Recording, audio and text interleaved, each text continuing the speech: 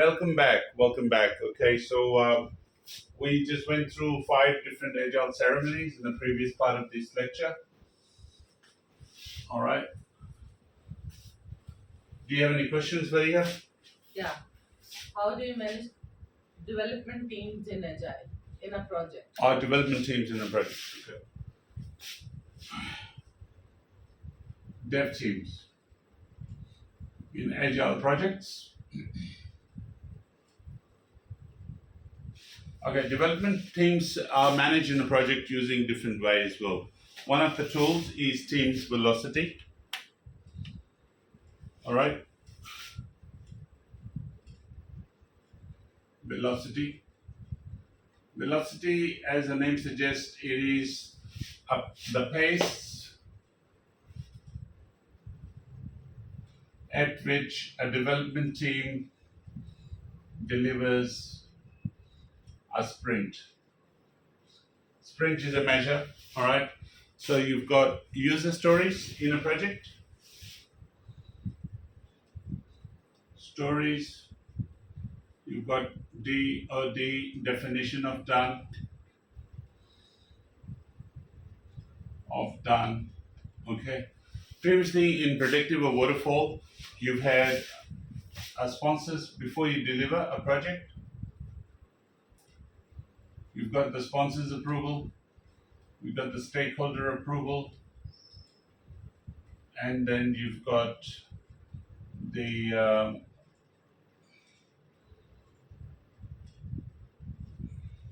project manager's approval. All right.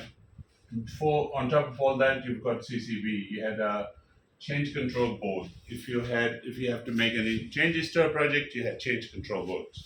Now in Agile, you've got definition of done as well. Definition of done can be explained in a way when a task or a sprint is done and it's been accepted, right?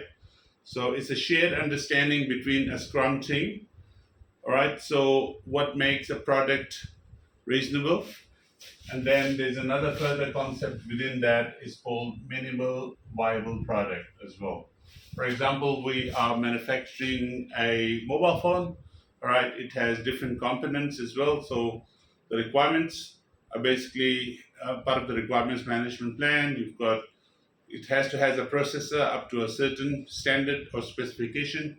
It has to have a camera, right? It has to have a certain video resolution, all right, which is the basic requirements to have that mobile phone functioning, right? Okay, and that is the definition of done, right?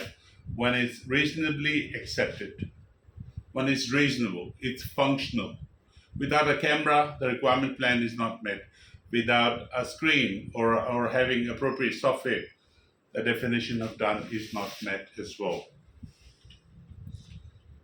All right, as I previously explained, Scrum team consists of 3 different people: product owner, right? You've got development team, and you've got facilitator or servant leader, being the project manager.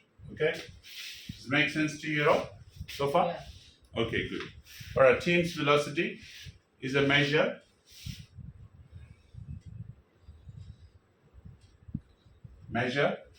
the amount of work team is capable of doing in a project, in a single sprint. So, for example, this sprint 1, sprint 2, sprint 3, basically the amount of work the team is doing in a certain amount of time, all right? And this is why it's called time boxing. So time box 1, time box 2. Once the time box expires and if the tasks or activity list is not complete, right? So there is not complete or accepted by the project team, right? You move on to the next one, all right? And this remaining work from this goes into the product backlog, for which it can be defined by the project owner. in the product backlog or sprint planning meetings. All right, does it make sense to you at all? Yeah. Velocity is basically calculated velocity. Team's velocity is calculated at the end of the sprint. One condition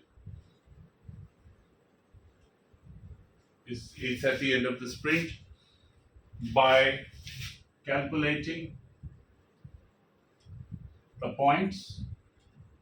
These points in velocity, they also call velocity points, which is a measure to measure how much work is done within a user story, for example, or a sprint in this measure, fully completed, right? So basically, you've got user stories, story, right, which is further broken down into sprints, sprint 1, sprint 2, sprint 3. Sprints are further broken down into activity lists or time boxes. All right, so this is the way it's structured in a Agile project. All right, so the things to remember again is a sprint. What is a sprint? What is sprint planning? What is a daily scrum meeting? What is the daily sprint review meeting? And what is the sprint retrospective meeting, which is the lesson learned.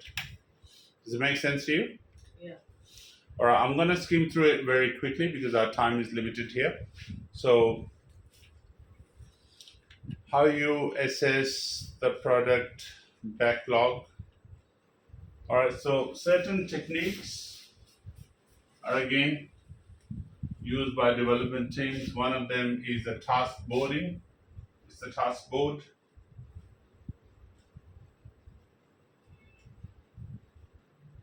One, you've got, all right, so task board could be something like this.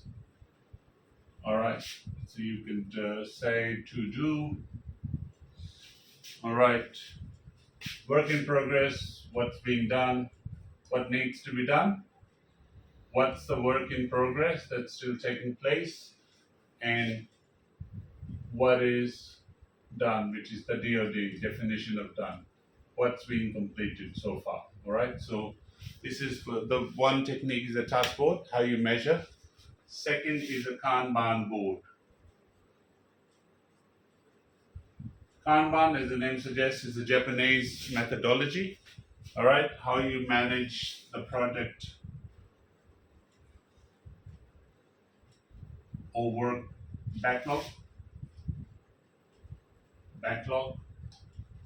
All right, it's laid out in a very simplistic way. It's very manual. It's nowadays Kanban boards are being made digital, but previously it used to be just a wooden board on very visible, very high signage, very bright, in the middle of a lobby, for example, or a meeting room, outlining task 1, task 2, task 3, for example, right? And what's being done, what's in progress, and the development team can go and they can pick up the task 1, for example, according to their skill set. All right, development team 1, development team 2, and pick up number 3. You know, one team could be good at programming, for example. Second one is good at, for example, testing a software. So this is how, without having to go into so much detail about a Kanban board, this is what it is, right? So with the sprint retrospective again, there's another concept called structured retrospective. All right, so that's very important for making decisions. All right, prioritization techniques as well. All right, so very last part of this lecture, we've got a project prioritization techniques. Do you have any questions so far for here? No. All right, so one of the project prioritization is Moscow. All right, so Moscow stands for must-haves in a project. All right, O is obviously silent. All right, then you've got should have in a project, should haves, right? You've got could haves, right? And then again, O is silent. They just the way they spelt it as a city of Moscow in Russia, so it would make sense easier. So O is obviously silent, and that's W is for would haves. All right. So again, in a project, what must you have? It could be resources. It could be team. It could be a team with a T-shaped skill or an O-shaped skill, for example. T-shaped, as I said, is multi-skilled person. O-shaped is someone who specializes in one single skill set. All right. It could be someone who's a tester and a software programmer, a project manager, for example. O-shaped is like one single. Could be a programmer, could be a teacher, could be a trainer, for example. So that's the idea. So again, coming back to must-haves in a project, should have. Should have, that means we don't currently have it, but we should have it. It's handy. It's going to make things easier for us to run a project. Would have. Would have. That meant we didn't have it in the previous iterations, but if we had it, it could be more useful. Could be a part of equipment, could be a resource, could be office equipment, for example. We could have, but we don't currently. All right.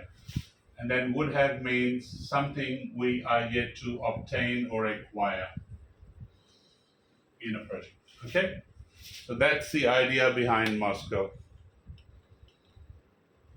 All right, so ideal time. Ideal time in a project is the time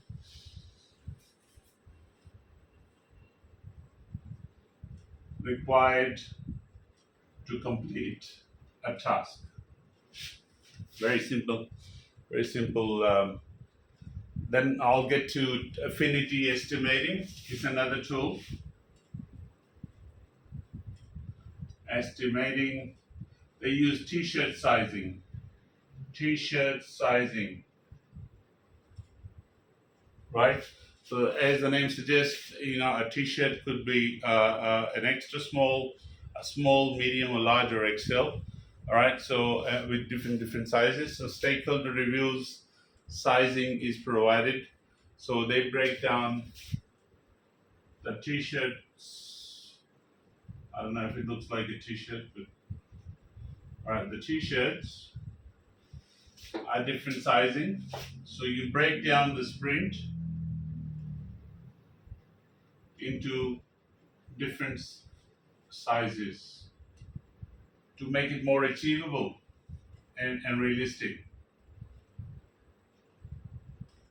Right? So large, extra large, extra large. So it's called affinity estimating. That's another one of the techniques in Agile project management as well. Sizing has different scope, all right? And then the next concept is time, all right? So you've got time boxing. So you bound a project in a time boxing. You've got velocity, as we previously discussed, right? You've got ideal time, as I discussed earlier, that's required or took to complete a certain task as well. And then you've got time cycles, which are cycle and lead times. Lead times in a project.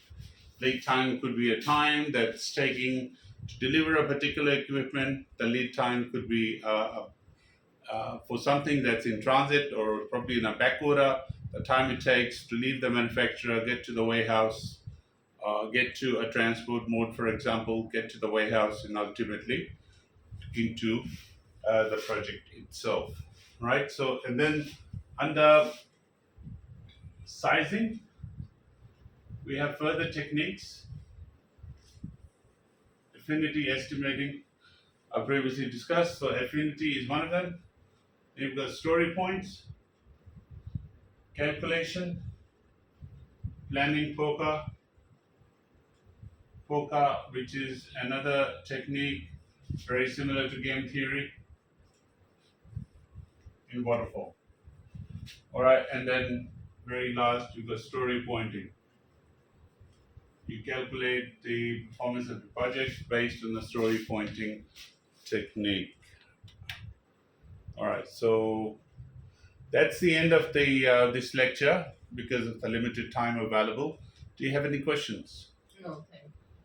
All right, well, Fariha, thank you for your time today, and I look forward to our next lecture in this series of sessions. Okay, thank you.